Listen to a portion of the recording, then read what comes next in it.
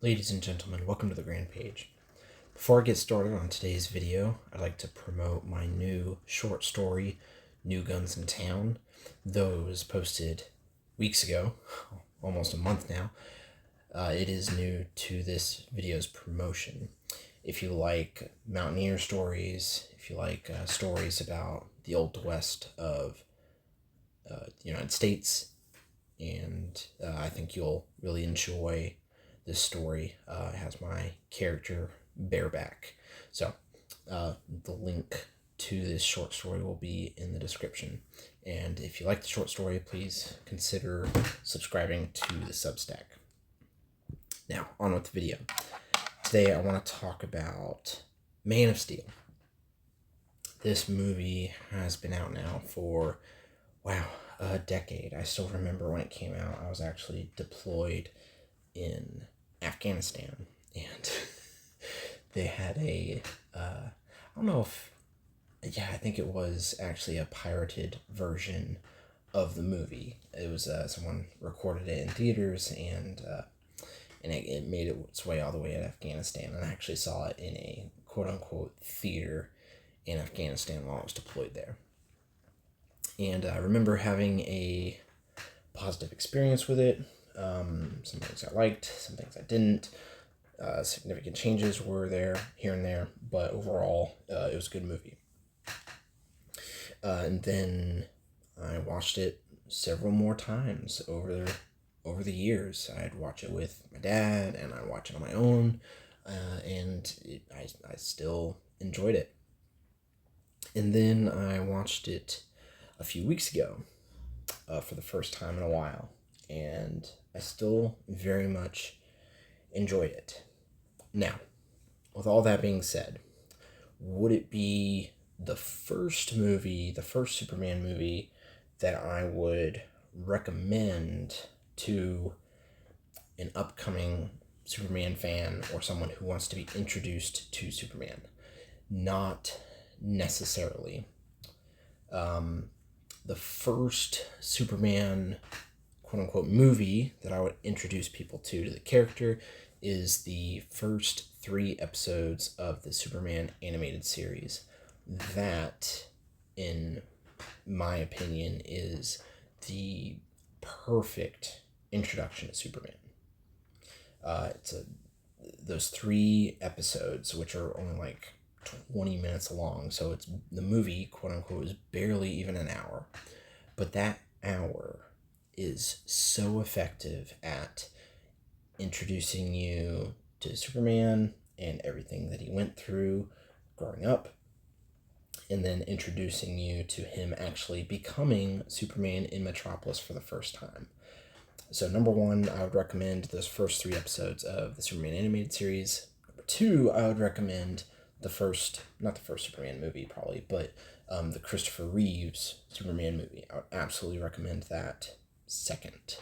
It's a little dated because it was from the late 1970s, but it's still a solid movie, very much so.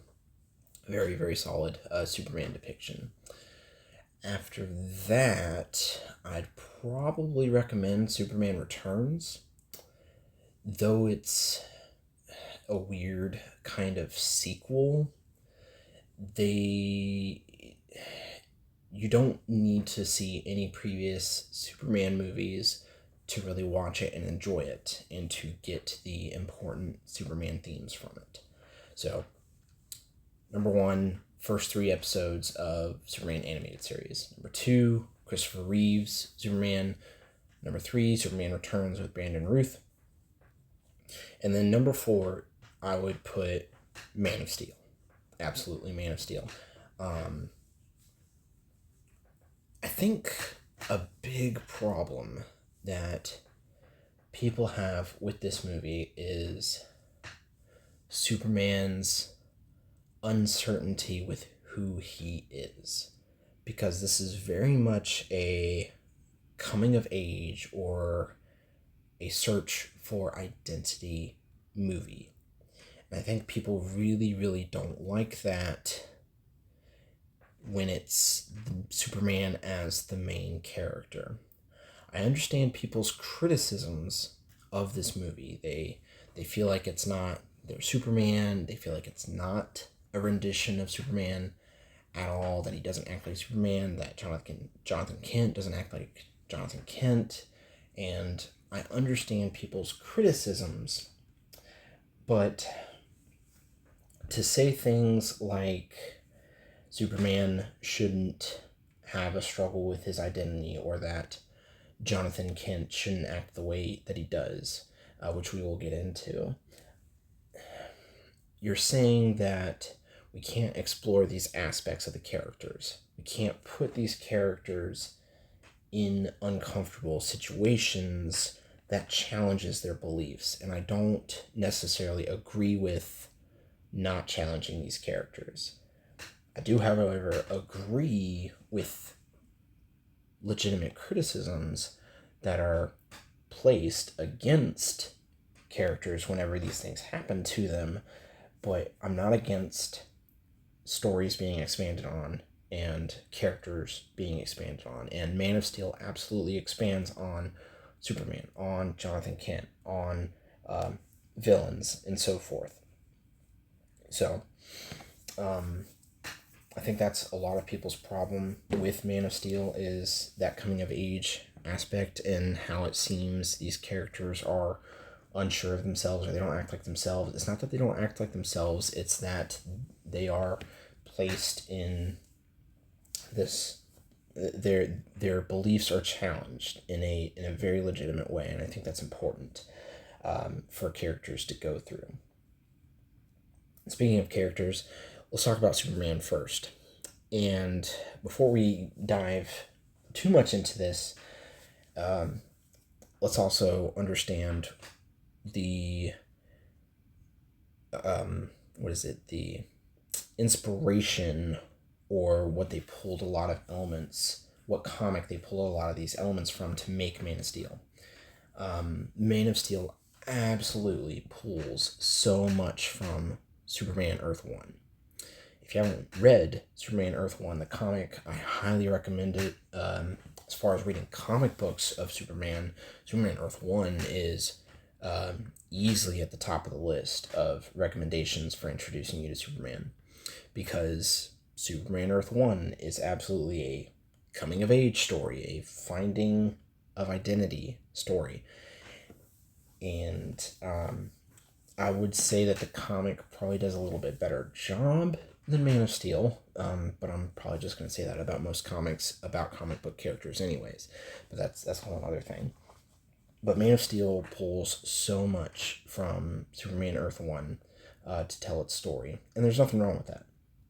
Actually, I really like that. I like that they pull stuff from the comic books and bring it into the movies. That's how it should be, while also still telling an original story. But the character of Superman here, played by Henry Cavill, I really, really like Henry Cavill as Superman. Really, really good Superman. He's got the look down, and the gravitas slash appearance of Superman. I can't quite pinpoint it. It's not just he has the look, but he has the charisma of Superman. Absolutely, he holds the charisma of Superman. Now, people, like I was mentioning before, they have a problem with that coming of age aspect, the finding of identity with this story, because the majority of this story, of this movie, literally like the first half, if not more, is Superman struggling to find himself. He's he's going all over the world, and he's helping people here and there, but he really doesn't know what to do with his powers except for be reactive. Because he really doesn't know who he is, and if he doesn't know who he is, he doesn't know who he needs to be to the world. That's not just a Superman problem. That's a human problem.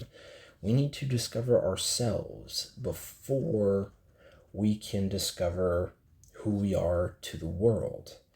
And Zack Snyder putting that in the movie was a really, really important decision, that Superman struggles to find himself, that he needs to find his birth parents, and find out where he came from, so that way he can be more authentically himself. Henry Cavill did an interview where he really did put it best, and I'm probably going to butcher the quote, but he says, Superman isn't necessarily allowing himself to be seen, but he's allowing himself to be fully himself. And that if people see him, then he's being authentically himself. And that's what happens through the course of this movie. At the beginning, he's not fully himself. He's unsure of himself. He helps people where he can, but he, a lot of times he acts emotionally and reactively and things of that nature. People now want to make fun of that trucker scene where he, quote unquote, destroys a man's livelihood. First of all, the guy was a douche. That was trying to pick a fight with Superman in the bar. And while the destruction of property wasn't a good thing, I'm not saying that it was okay for Superman to do that, but with him struggling to find his identity and knowing that something wrong had occurred, and him wanting to enact some kind of justice, that's the best thing that he came up with. Again, I'm not saying it's right. I'm saying that it was right for the character that he was at the time. He couldn't just let something wrong go unpunished. And that's what's going on there. In a sense, it's supposed to be wrong that he kind of did that, but it's not supposed to be wrong in the sense of, it was completely unjustified. It wasn't completely unjustified, just maybe hyperbolic, maybe an exaggerated punishment. So Superman struggling to find who he is, and then when he becomes who he is, and he realizes who he can be, and he reveals himself to the world, he is fully Superman. So, like I said, not necessarily the best version of Superman, but it explores aspects of Superman that I think are very, very important. Some things that we'll even get into later when we start talking about the plot. Let's talk about a character that I know a lot of people really had a big problem with, Jonathan Kent. Because they love pointing out that one scene where Jonathan Kent hints at maybe Clark should have let some kids die. This is a complete misunderstanding of what's going on. Nobody is noticing how the scene actually plays out. Jonathan Kent comes out to talk to Clark and says, you gotta keep this side of yourself a secret. This is a truth. He's got to keep it secret for now until he can be on his own to decide what to do with his powers. So Jonathan Kent is completely right. You got to keep the side of yourself a secret until you figure out what you want to do with yourself. Absolutely 100% accurate. Clark Kent has a great rebuttal. What am I supposed to do? Let them die. That's a legitimate rebuttal. I'm not saying that their lives aren't important. And Clark notices it too. He knew he could save them. Why wouldn't he save them? It's a good rebuttal. And then a pause occurs. Jonathan Kent doesn't instantly respond and say, yeah, let the kids die. He pauses. He looks down. He's unsure of himself, and he whispers, maybe. That maybe, in the way that he responds to Clark's question, is, I don't know. That's what he's saying. He's not saying, yeah, let the kids die for your secret. That's not what he's saying. And this isn't a destruction of Jonathan Kent's character.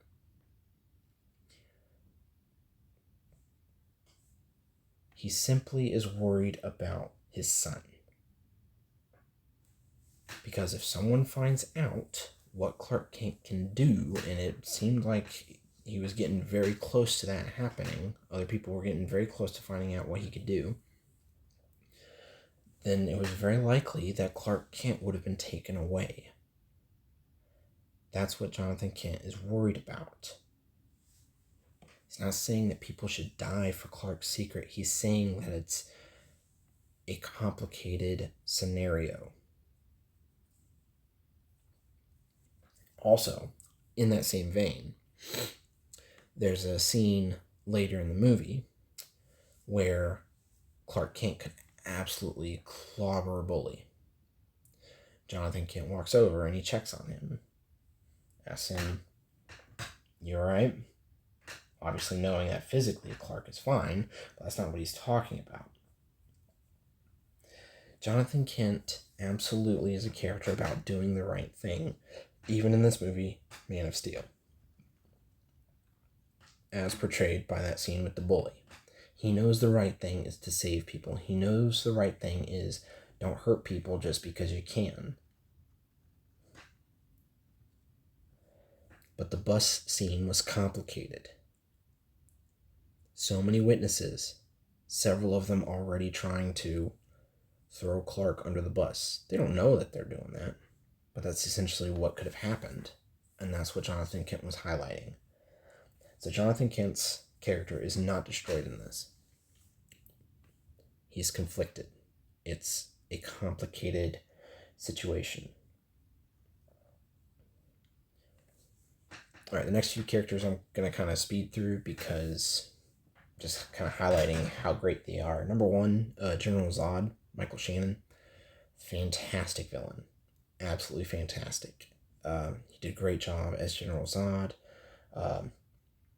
Really carried that role.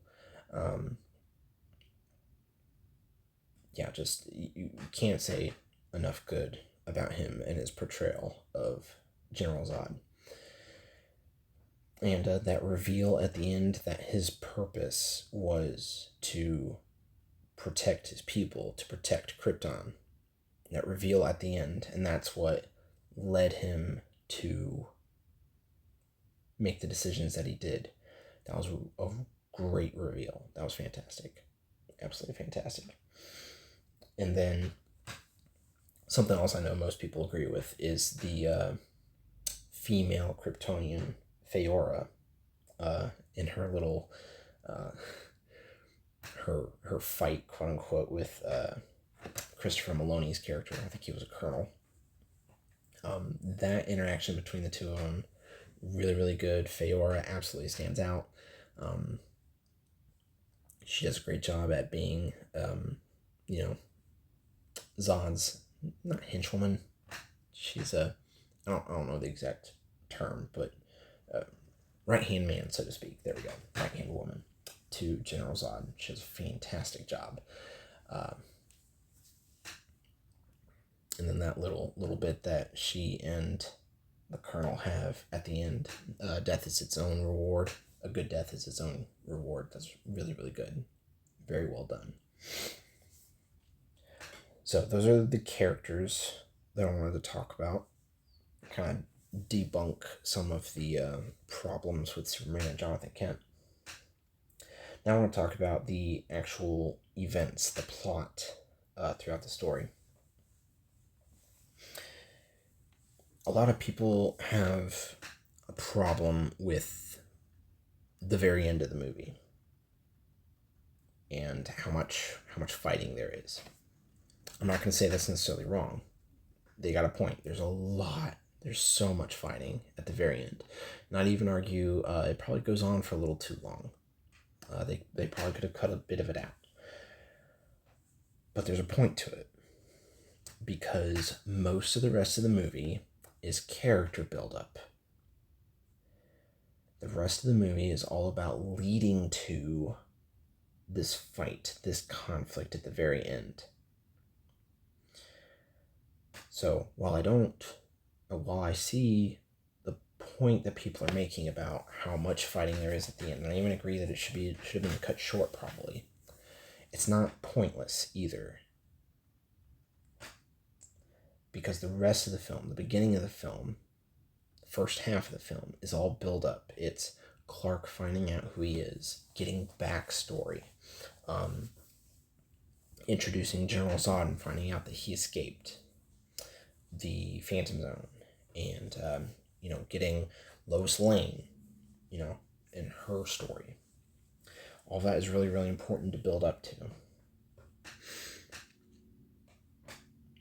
So that's number one. Next, the destruction itself. People like to point out how much destruction and how much death is occurring in Man of Steel during that last half of the movie. You guys do realize this is the first time Superman has ever used his powers to their full extent, right? Like, he might be able to use his powers, but he's never used them in high-stress situations. He's never actually been tested on this scale of using his powers, and he's in a completely different emotional state trying to use them too. He is all over the place, and he's causing all this destruction. Not just him, but also Zod and his minions. But they're causing so much problems because he's never used his powers before to this extent. So I don't get this argument of there's too much destruction. While there might be too much fighting and that goes on for too long, I agree with that. But the destruction is warranted because Superman's never had to do this before. Was he supposed to hold back and just let Zod and his army just take over? Like, he's got to do something. So that's my take on the destruction. While yes, it does go on for a little too long, the destruction does make sense. It makes sense in the story that's being told. All right. Final piece I want to get into. The snapping of the neck, the death of General Zod. Going back to the idea of limiting what characters are put through, and how I don't agree with that. We shouldn't limit what characters go through because we have to explore their characterization. People say, well, he should have flown off, or he should have done this, should have done that. Maybe he should have. I would argue that's what he was trying to do, but he couldn't because Zod was fighting him. It's not like they were just sitting there and Superman was just letting it happen. Superman was fighting him and Zod was fighting back against him. There might not have been visual signs, and fine, that can be a criticism.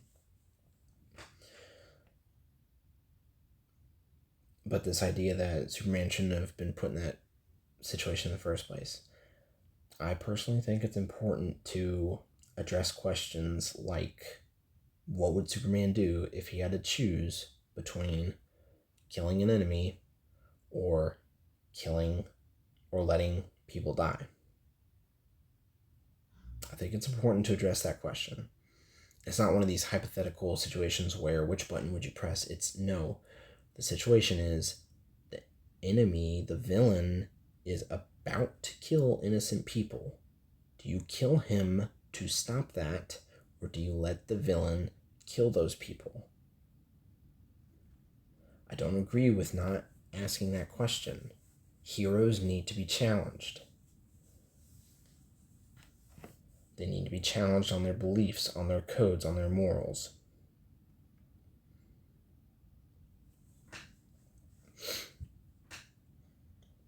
Again, I'm not going to say that you should suddenly be okay with this scene. I get it.